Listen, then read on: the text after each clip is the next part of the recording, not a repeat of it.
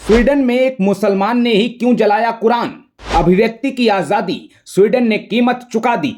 6 महीने से भड़का दंगा, 50 मुस्लिम देशों से पंगा। 2023 की बकरीद पर कुछ ऐसा हुआ जिसकी आप कल्पना भी नहीं कर सकते। कुछ ऐसा हुआ जिसे देखकर हर कोई हैरान रह गया। कुछ ऐसा हुआ जिससे दुनिया के एक शांति प्रिय देश में कोने कोने में आग लग सकती है। ये तस्वीर स्वीडन की है, जहां की एक अदालत ने एक आदमी को कुरान फाड़ने, जलाने या फिर किसी भी हद तक इसके अपमान की इजाजत दे दी थी। कुछ लोगों को ऐसा लगा कि शायद कोर्ट से अनुमति मिलने के बाद इस आदमी की नीयत बदल जाए। कुछ लोगों ने सोचा कि शायद स्वीडन सरकार अंतिम क्षणों में कोर्ट के इस फैसले पर विचार करे और कोई रास्ता निकाले, लेकिन ऐसा कुछ नहीं हुआ। जब दुनिया भर के मुसलमान बकरीद की कुर्बानी में जुटे थे, तो स्वीडन की राजधानी में एक पूर्व मुसलमान कुरान को आग के हवाले कर रहा था।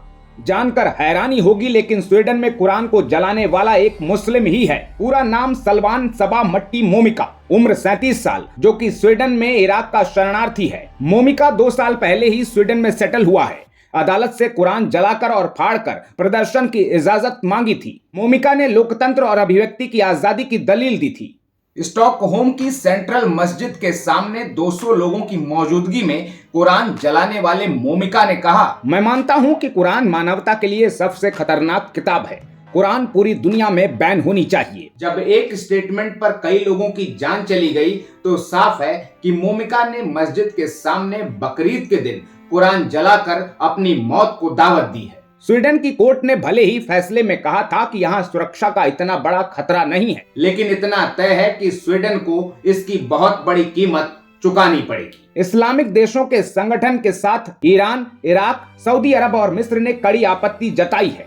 मोरक्को और जॉर्डन ने स्टॉकहोम से अपने राजदूत वापस बुला लिए हैं, तो वहीं तुर्की नाटो में स्वीडन की एंट्री को ब्लॉक कर सकता है। इस घटना के बाद स्वीडन के साथ जो कुछ हो रहा है या फिर आगे होगा, ये सब जानने समझने के बावजूद स्वीडन सरकार ने कानून को प्राथमिकता दी। सबको पता था कि 8% मुस्लिम आबादी वाले स्वीडन में शांति स्थापित करना बहुत मुश्किल होने वाला है, मगर फिर भी एक एग्जाम्पल सेट करने के लिए स्वीडन सरकार ने मुश्किल लेकिन साहसिक रास्ता चुना। और यहाँ भारत में जब एक समान कानून लाने की बात हो रही है, तो कुछ लोग धमकियां दे रहे हैं कि तूफान आ जाएगा। स्वीडन की इस घटना और भारत में यूसीसी की टाइमिंग पर आपकी क्या राय है, कमेंट बॉक्स में बताइएगा। आते रहिए। जय श्री राम।